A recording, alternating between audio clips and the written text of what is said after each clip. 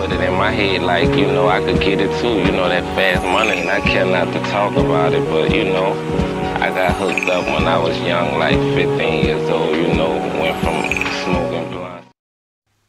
Bienvenue à tous et à toutes, bienvenue sur Ronin MMA. Aujourd'hui, on revient sur un sujet consistant, un sujet d'actualité, un sujet important. On va parler du top 15 de la catégorie des bantamweight. Avant toute chose, chers amis, chers auditeurs, chère communauté, n'hésitez pas à liker la vidéo et à vous abonner à notre chaîne. C'est très important pour le référencement. Enfin, je crois, parce que c'est ce que disent tous les youtubeurs. On est en train de grandir et je vous remercie beaucoup pour le nombre d'abonnements qui a suivi les différents réels qu'on a pu faire. N'hésitez pas du coup à soutenir, commenter, liker, partager, nanana, et je la refais pas parce que sinon c'est relou pour vous. Alors, aujourd'hui j'ai décidé de m'attaquer à un très gros morceau, assez léger, on en conviendra, mais un très gros morceau, c'est la catégorie des moins de 61. Vous me direz, ouais, mais Yann, pourquoi t'as fait la catégorie des moins de 57? Parce que 57 c'est moins que 61, donc tu devrais commencer par les plus bas. Simplement, Jean-Jésus, parce que la catégorie des moins de 57 ne m'intéresse pas.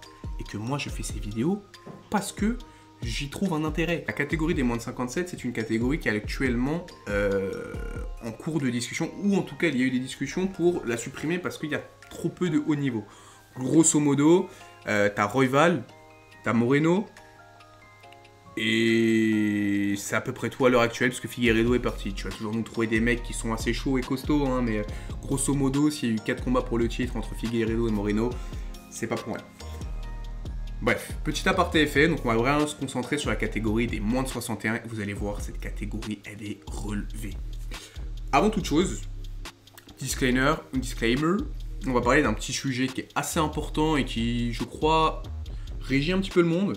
On va parler de thunes, d'oseille, de pépettes, de moula, de flouze. Désolé les gars, je suis malade pour le nez, je vais essayer de faire attention à ça. On va parler d'argent, voilà, qui sont verts comme mes yeux. Les billets, les dollars.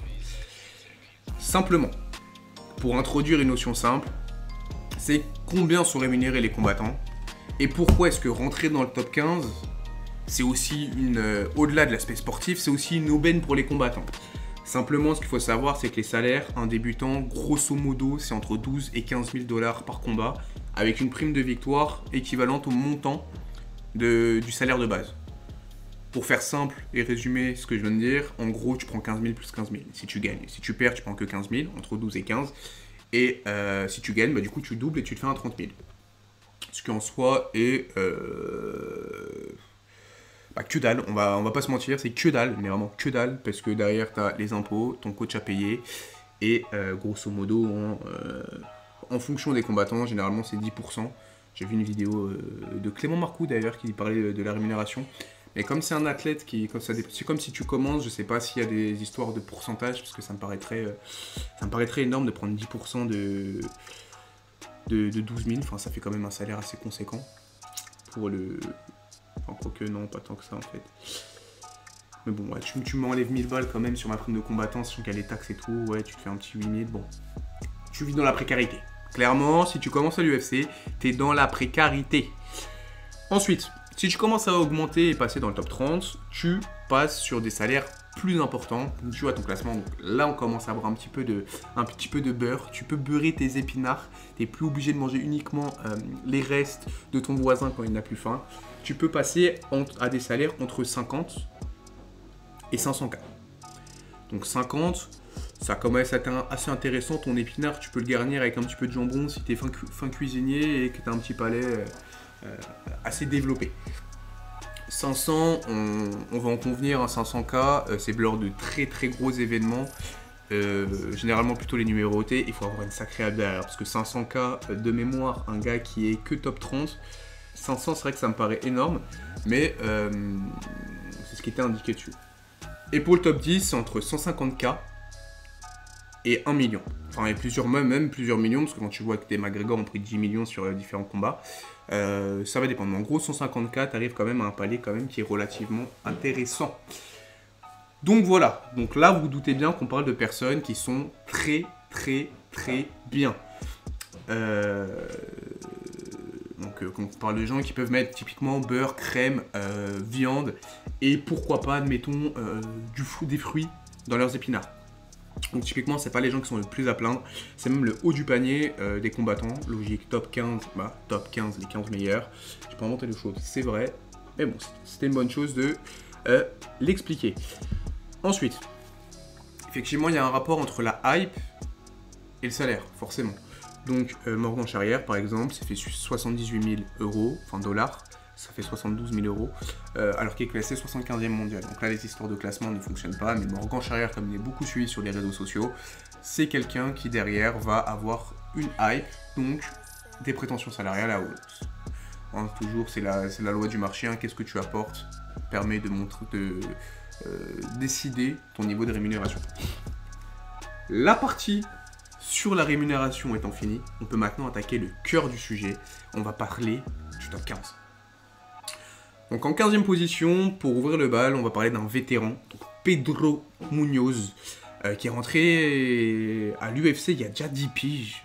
Il y a 10 ans les mecs, et ouais, McGregor était pas encore champion. Donc vraiment on est sur un gros vétéran, donc le gatekeeper du top 15 qui a longtemps été celui du top 10. Donc c'est quelqu'un qui n'a jamais été mis KO en carrière, qui a 19 à l'UFC en termes de palmarès. Donc c'est un bilan très équilibré, grosso modo, hein. Il perd, il gagne. Et là malheureusement sur les derniers combats il est en 1-4, donc pas mal de défaites en cours, donc pas mal de rouges. Mais Pedro Munoz, énorme combattant, notamment connu pour avoir perdu face à Sean O'Malley suite à un high poke, donc abandon direct sur les blessures. Et après on va venir clasher certaines personnes parce qu'elles prennent une écharde et qu'elles abandonnent. Les gars, t'as pris un doigt dans l'œil, t'as abandonné, ça craint pas ça, hein? Ah là, on est d'accord. Fan de Cédric Doumbé, ce pote. Bon, ensuite on passe à la suite. 15e position, on passe à la 14e position. Ricky Simons, arrivé à l'UFC en 2018. Il est en 8-4 à l'UFC. Il est sur ses 5 derniers combats, 3 victoires et 2 défaites. 2 losses consécutives, dont un KO. En termes de palmarès, j'ai pas donné les styles. Pedro Munoz, c'est un kickboxer. Ricky Simons, c'est quelqu'un de plutôt complet qui, du coup, se positionne à cette 14e place. C'est pas quelqu'un de très forcément important. Je vais pas être méchant et dire important, mais c'est pas quelqu'un qui a un palmarès qui a un niveau. C'est un niveau top 15 du UFC, attention. Mais c'est pas quelqu'un qui a un niveau suffisamment élevé pour prétendre à plus que top 15. C'est typiquement le genre de personne qui va servir de gatekeeper et qui ne montera probablement jamais. Même chose derrière pour... Ah non, pas Kyler Phillips. Mais c'est Ricky Simons, parce que après je vais m'égarer, on reste là-dessus. Ricky Simons, c'est un nom, c'est un top 15, mais c'est quelqu'un qui a pour vocation de bouger. C'est pas un énorme profil, c'est pas quelqu'un qui a pour vocation du coup d'être dans le top 10. Je me répète, mais vous l'aurez compris. Donc à la 13 et 14e position, les gars, on va regarder Mario Bautista et Jonathan Martinez. Alors eux, je vais passer assez rapidement dessus, dans la mesure où ils sont véritablement dans un peu la même optique que Ricky Simons. Même si la trajectoire est un petit peu différente, c'est des gars qui perdent un petit peu moins. On va vous afficher les bilans juste là, vous allez pouvoir les regarder. Jonathan Martinez notamment est connu de par sa taille, c'est quelqu'un qui est assez grand, 1m77 pour la catégorie. Ça fait de lui le 3e plus grand je pense de cette caté, après Sandhagen et O'Malley. Et il va prochainement affronter José Aldo qui fait son retour à l'UFC 301 au Brésil, ça va être incroyable. Donc vraiment, combat à ne pas rater pour Jonathan Martinez. Et Mario Bautista aussi, prospect à suivre. Vous regarderez, vous ferez pause, vous allez avoir vraiment la liste qui vous permettra de tout suivre. Ensuite, on passe à la position suivante. On passe à Kyler Phillips. Kyler Phillips, gros prospect, 12-2 à l'UFC, 3 victoires consécutives, dont une face à Pedro Munoz, la dernière en date. Décision unanime sur la carte de l'UFC 299 en préliminaire, ouais c'est ça. Fait marquant d'ailleurs, il a battu Song Yadong, pas évident à dire, qu'on va voir un petit peu plus loin, qui est un petit peu plus haut dans les classements de la même catégorie. Donc vraiment un très gros profil, très gros prospect aussi, qui là, est sur le point, est rentré là, dans le top 15 et sur le point de rentrer du coup dans le top 10. Il lui faut une victoire sur les personnes qui sont juste au-dessus de lui. On va parler un petit peu matchmaking peut-être vers la fin, mais On va d'ailleurs transiter sans plus tarder vers les personnes qui sont juste au-dessus. Donc à la 10e place, on tombe face à un monsieur, je crois qui est assez connu. Je parle bien sûr de monsieur Umar Nurmagomedov et que ses 17 victoires consécutives. Alors Umar, petit cousin de Khabib, pour ceux qui ne le connaissent pas. Nurmagomedov qui est un nom assez anodin dans le MMA game, je crois qu'on peut le dire. 17 victoires, 0 défaites, c'est quelque chose qui est assez commun aussi, et qui est le 0 qui est lié au nombre de défaites dans la famille Nurmagomedov. Donc vraiment le prodige de la catégorie Bantamweight, qui est en train de monter. Ancien champion du Bellator, arrive à l'UFC, claque 5 victoires, dont 1 KO. Donc c'est pas quelqu'un qui met énormément de KO carrière, parce que c'est sur ses 17 victoires, il a que 2 KO, donc Bellator et UFC confondus. Mais encore une fois, une impression de domination sans pareil. Vraiment l'expression smash somebody, c'est pour les Nurmagomedov et il ne fait pas exception à la règle. Énorme grappleur, énorme lutteur, super chiant à affronter parce que le mec t'avance dessus, t'épuise, vient te serrer. C'est un vrai boa constrictor. Et écoutez, la suite pour lui a priori ce serait Cory Sandhagen qui lui fait des petits appels de phare depuis la 4ème position. On va en reparler un petit peu plus loin, mais en tout cas en termes de construction de carrière, on n'a pas du tout de souci à se faire pour Umar. On passe ensuite à la 9ème position, donc l'entrée officielle dans la partie inférieure du top 10. On a Rob Font. Rob Font, qui est en activité depuis 2014, 36 ans le monsieur tout de même, c'est vraiment un de nos vétérans, et pour le coup c'est vraiment un tonton. Lui c'est 28 en carrière, donc quelqu'un, Rob Font, pour la petite histoire en termes de style de combat, c'est quelqu'un qui met beaucoup de volume dans ses frappes, qui a un jeu beaucoup en volume, du coup en agression, et qui est en 28 en carrière, mais malheureusement, fait commun avec l'arrivée de l'âge, c'est quelqu'un qui, sur ces dernières années, enchaîne les déconvenus.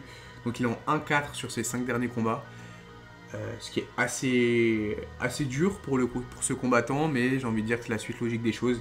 Mais Rob Font, pour ceux qui n'ont pas vu ses combats, allez regarder, c'est toujours très impressionnant à voir, c'est entertainment pur et dur. Il y a généralement beaucoup de sang, et c'est pas que le sien, même s'il y a beaucoup du sien. On passe à la suite, donc on passe ensuite à El Deus de la Guerrera. Deiveson Figueiredo. Alors beaucoup de choses à dire sur ce combattant.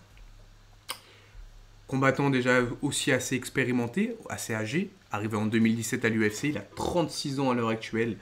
Et le palmarès, grattez-vous les yeux, frottez-vous les yeux, mouillez-vous la nuque. Il est en 22-3. Alors vous allez me dire, Yann, on vient de parler de Umar qui est en 17-0, là tu veux qu'on se mouille la nuque pour un 23-2, pour un 22-3. Confusion, ma balle. Ouais les mecs, parce que Deiveson Figueiredo était certes dans la catégorie des moins de 57, une catégorie assez passable, on va pas se mentir.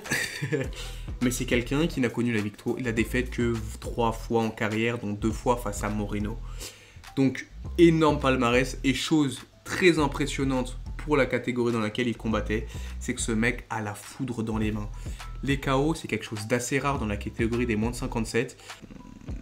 Il a de la foudre dans les mains, il a été champion dans la division du dessous. Là, il a entamé une montée qu'il a d'ailleurs gagnée dans la division du dessus, donc chez les Bantam, qu'il a d'ailleurs gagné contre Rob Font par décision unanime. Et El Deus de la Guerrera n'est certainement pas venu pour faire de la figuration. Il est venu tout arracher, et ça va se voir. Donc 9 KO en moins de 57 et stoppé 2 fois par Moreno. C'est ça, c'était 9 KO, chers amis. Ensuite, juste au-dessus de lui, à la place 8, je crois, on a Song Yadong, dont on a parlé précédemment, donc a été vaincu par Kyler Phillips il y a de ça quelques années déjà, qui lui aussi est une petite pépite du MMA puisqu'il n'a que 26 ans, est arrivé à l'UFC en 2017. Pas mal de défaites à son répertoire à l'heure actuelle, puisque quand même 8 défaites pour 21 victoires, donc déjà 30 combats. Les défaites sont, je pense, à mettre sur le dos de l'expérience. Donc il a eu des défaites très tôt dans sa carrière, chose qui n'est pas anormale pour un jeune combattant, parce que tout le monde n'est pas un prodige. Hein. T'as des Umar qui sont figures d'exception, et c'est vraiment des ovnis, des aliens, c'est des Victor Wembanyama. Puis t'as des combattants comme Song Yadong qui sont peut-être un petit peu plus bruts et qui demandent plus de développement, et le développement passe par la défaite. Et ces défaites aussi sont à mettre sur le dos de son style. C'est un striker. Donc un striker s'expose beaucoup plus logiquement à la défaite, puisque les combats il y a une plus grosse prise de risque et les combats sont plus difficiles à juger entre guillemets, dans le cadre où ce soit des décisions assez serrées. Donc Song Yadong 2-5 sur ses derniers combats, donc 2-5 il est dans le négatif, 2-5, non je dis des bêtises, c'est 2-3 pardon. Après il a affronté des tueurs, hein. La Petr Yan, Sandhagen, donc des personnes dont on va reparler un petit peu plus tard. Il a perdu face à des sacrés ténors. Donc on peut pas lui en vouloir, et c'est quelqu'un qui a un style très agressif, qui a des mains très lourdes et qui s'entraîne à la Alpha Male Team, donc la team de Uriah Faber. Song Yadong qui selon moi ne sera jamais un excellent, un champion ou même un top 5, mais ce sera un excellent gatekeeper du top 10. Il a 26 ans, donc il a encore le luxe de me faire mentir, mais pour l'instant, je trouve qu'il lui manque ce petit truc qui fait qu'il peut se faire prendre les combats. C'est quelqu'un de très dangereux, mais si tu es réfléchi et cérébral, tu peux le prendre en prenant des patates, hein. Mais tu peux le prendre, c'est pas quelqu'un d'inaccessible. Donc, à voir. Moi, personnellement, je trouve que sa place à l'heure actuelle est méritée, mais qu'il aura plus vocation à descendre qu'à montrer, malgré son jeune âge. À lui de me faire mentir. Ensuite, on va passer à un classement, quelqu'un qui est un petit peu plus contestable dans sa place dans le classement, puisqu'il est 7ème, 6ème, non, 7ème ou 8ème. Je me rappelle plus, je me perds dans tous les fils. C'est Triple C. Triple C qui est venu faire son grand retour en affrontant Aljamain Sterling pour le titre directement. Légende oblige, on lui a donné le combat. Mais là, je le trouve classé assez haut. Pour quelqu'un qui n'a pas combattu pendant très longtemps et qui reste sur 2 défaites. 3 défaites. Merab, ouais, 3 défaites de suite. Puisqu'il a perdu 3 fois. Une contre Merab, une contre Aljo. Et puis non, en fait, c'était tout. Il a 2 défaites sur son retour. Donc Triple C. Avant de parler de ses défaites et de salir son palmarès, il faut en parler, les gars. Triple C, c'est Triple C. 3 fois champion. Champion olympique, champion de la catégorie des moins de 57, où il a délogé l'un des GOATs selon énormément d'observateurs qui est Demetrious Johnson. Et ensuite, il va s'imposer face à Marlon Moraes, Morales plutôt, c'est mieux, pour avoir la double ceinture. Donc c'est unique, hein. Champion olympique, champion de 2 catégories différentes à l'UFC, c'est le seul à l'avoir fait. On a Pereira qui a fait quelque chose de différent également, double champion Glory et double champion UFC. Mais c'est un autre sport, là on est sur le kick, là on était vraiment sur champion olympique. Incroyable. Donc pour son palmarès, lui clairement c'est depuis 2014 qu'il est en activité. Hein. Donc autant le dire, il fait partie des meubles, qu'on se le dise. Hein, c'est la petite commode que tu as dans ton salon sur laquelle tu poses toutes tes affaires. Et là, ce commode est très solide, on va pas se mentir. C'est 16 victoires, 4 défaites. Donc, palmarès exceptionnel quand tu vois les tueurs qu'il a pu prendre. TJ Dillashaw, Demetrious, Marlon Moraes, comme on en a déjà parlé. Et 2 défaites dans la catégorie face à des grappleurs. Donc chez les Bonne Time, donc 2 défaites de suite. Donc il les a pas pris en plein prime. Hein. Je parle bien sûr de Aljo et Merab Dashvili. Ces 2 dernières défaites en carrière. Donc avant de revenir de sa retraite, il était en 16-2. Et il les a pas pris, je disais, au meilleur moment, puisqu'il revient après 2 ans de retraite. Donc le corps se repose, mais là j'avance malheureusement. Donc carrière exceptionnelle et 2 défaites qui sont, qu'on se le dise, méritées. Donc voilà pour les résumés de Monsieur Triple C, énorme légende du UFC, qui est à la 7ème place. C'est pas mérité, mais pour le palmarès, sportivement en tout cas, mais pour le palmarès et le statut de la légende que c'est, on va dire que c'est une place en chocolat. Ouais, on s'accorde là-dessus, c'est une place en chocolat. Passons à la 6ème place où nous avons le sac de frappe préféré de Sean O'Malley la fraude. Je parle bien sûr de Marlon Vera, vétéran UFC déjà malgré son jeune âge, puisque tenez-vous bien, il a pas 36, il a pas 35, il a pas 34, il a 31 ans. Et ça fait 10 piges qu'il est à l'UFC, les mecs. Le gars est arrivé à 21 ans et ça fait 10 ans qu'il affronte tous les tueurs de la catégorie. Donc c'est vraiment incroyable, force de travail, mais juste admirable. Et pas qu'admirable. Je sais pas pourquoi le jeu de mots m'est sorti, mais j'espère que vous apprécierez. Admirable, du coup, je disais. Donc pour le coup, il est arrivé en 2014, 31 piges, 23 victoires, 9 défaites. Donc certaines grosses corrections, qu'on se le dise. Notamment là derrière en date où il s'est tapé O'Malley. En fait, c'est pas tapé, il s'est fait taper par O'Malley. C'est ça, il y a une petite nuance, elle est super importante. Il s'est fait taper par O'Malley. Vraiment, c'était plus du molestage, du tabassage en règle. Hein. Je suis vraiment désolé pour les termes, mais il faut parler un moment français. Il s'est fait tabasser. Je crois qu'il a encaissé plus de 250 frappes dans la mâchoire, dans le corps et partout en fait. Donc bon, là c'est la dernière image que j'ai en tête de lui, donc forcément c'est pas ce qu'il y a de plus représentatif de sa carrière. Mais malheureusement les dernières images sont celles qui marquent le plus. Marlon, là actuellement, il reste sur une image de sac de frappe. Et d'ailleurs, énorme vidéo que je vous suggère d'aller regarder. Sean O'Malley a fait une interview avec lui, avec un sac de frappe qu'il a appelé Marlon Vera. Donc c'était vraiment exceptionnel, touche d'humour qu'on apprécie beaucoup de ce combattant qui est toujours une fraude. Je parle bien entendu de Sean O'Malley et pas de Marlon Vera, au cas où ce soit pas clair. Donc pour le coup, on dit qu'il a fait le sac de frappe. C'est carrément vrai parce que le gars a quasiment rien proposé lors de son combat, il faut dire les choses. Par contre, faut pas omettre ce qu'il a fait dans sa carrière. Là, il est quand même en 3-2 sur ses 5 derniers combats, donc 3 victoires, 2 défaites. Il perd contre Corey Sandhagen et contre le champion actuel, donc Sean O'Malley. Chose qui est quand même à noter. Il perd face à des gars grands et qui ont plus d'allonge. Et vous connaissez ma théorie, hein, grand égale tricheur. Donc, faut quand même le notifier. Il a fait des combats marquants, mais vraiment marquants. Je m'en suis noté 3. Donc, en 2. Contre Rob Font, dont on parlait tout à l'heure. Vous vous souvenez quand je vous disais que Rob Font, il y avait du sang qui coulait, qu'il y avait du sang qui était perdu et qu'il n'y avait pas que celui de ses adversaires. En tout cas, pas que le sien. Ouais, c'est ça. Je me perds un peu. Écoutez, Marlon Vera, je pense que c'est celui qui a fait le plus couler de sang sur Rob Font. Si vous re-regardez le combat, c'est un combat c'est une boucherie. Une boucherie. Rob Font se fait atomiser la figure par Marlon Vera, mais de tous les côtés.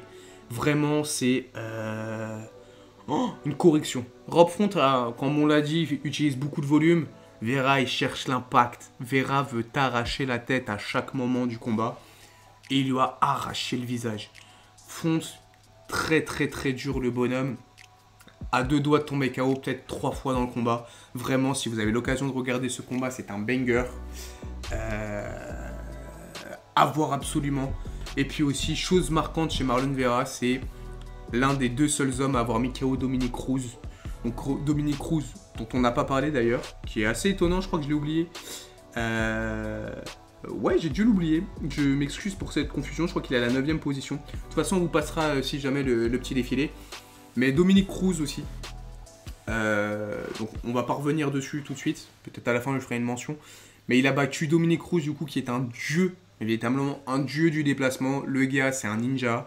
Il est dans un endroit, il te met un coup.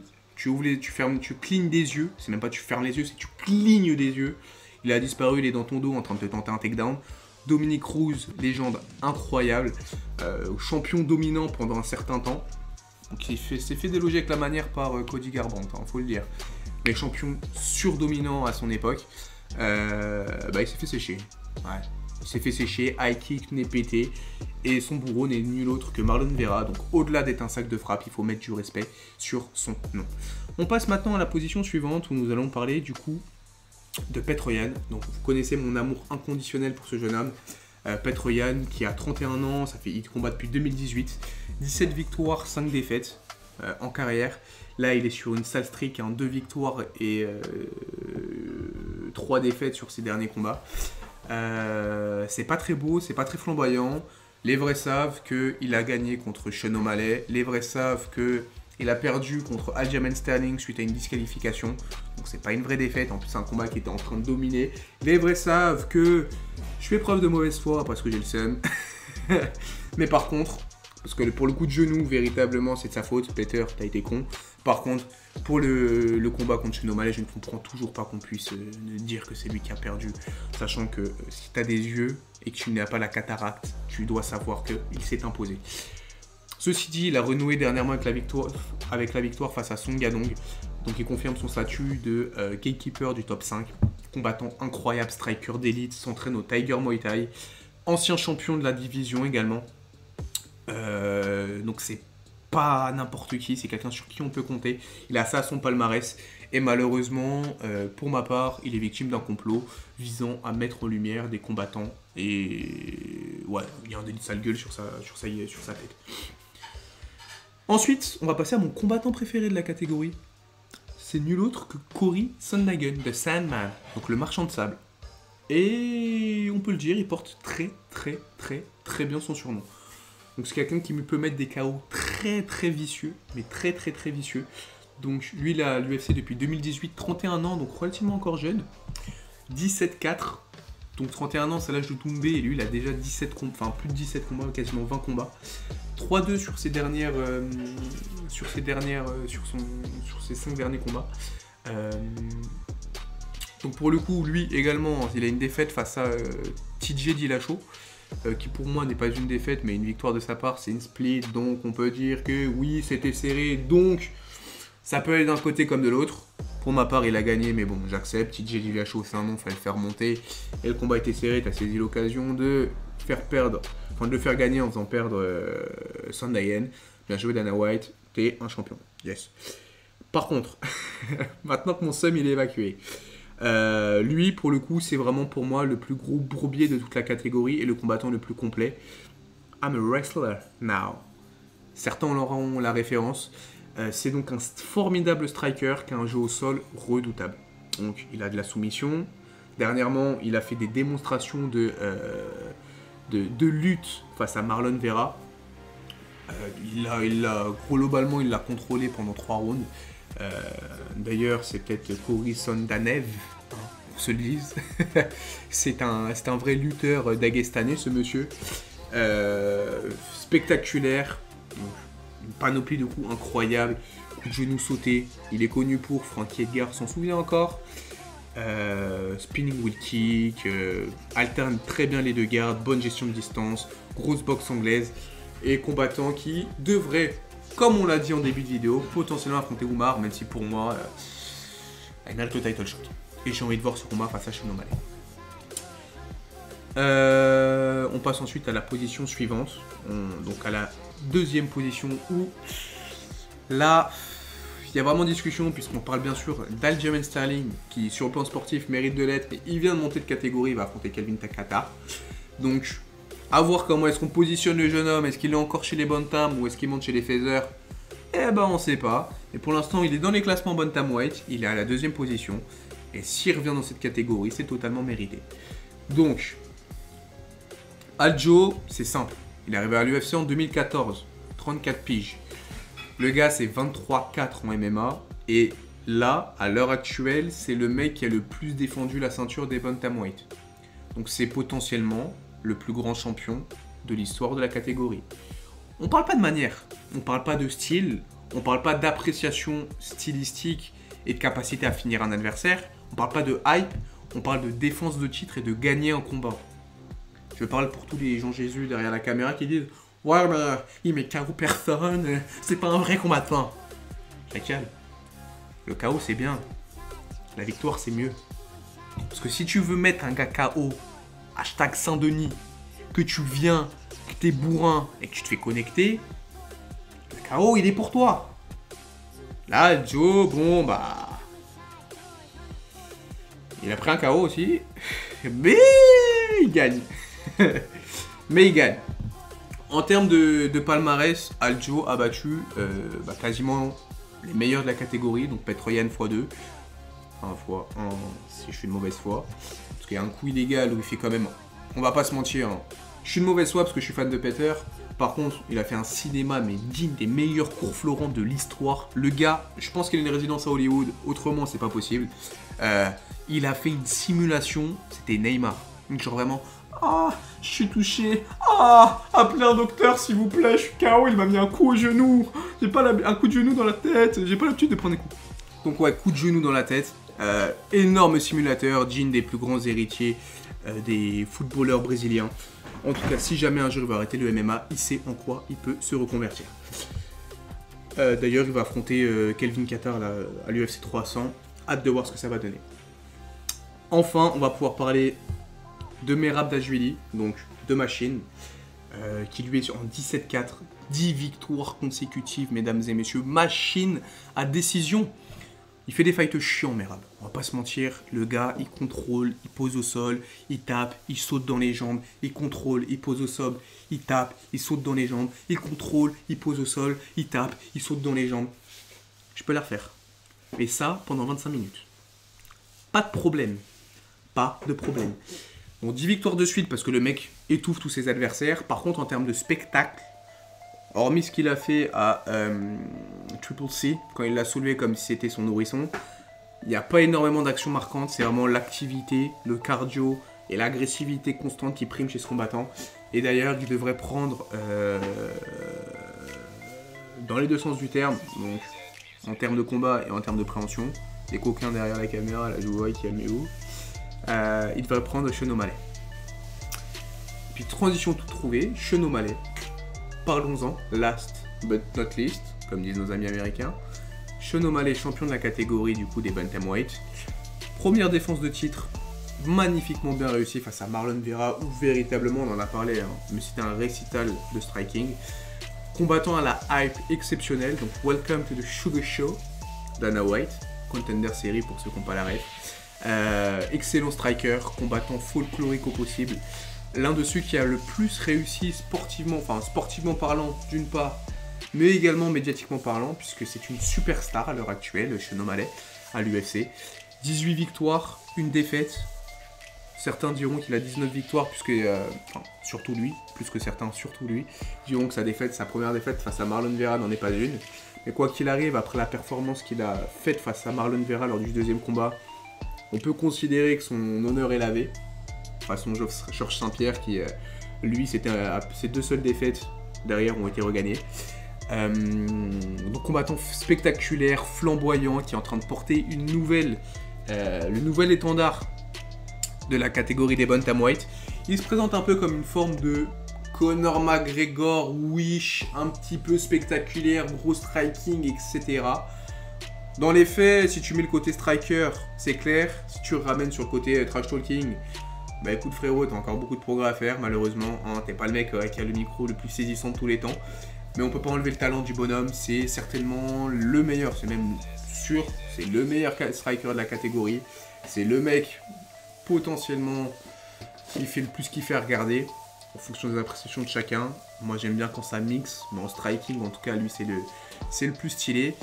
Et c'est aussi la plus grosse route de l'UFC des dernières années, hein, les gars, puisque vous savez, il a battu Peter Yan, enfin il a battu Peter Yan.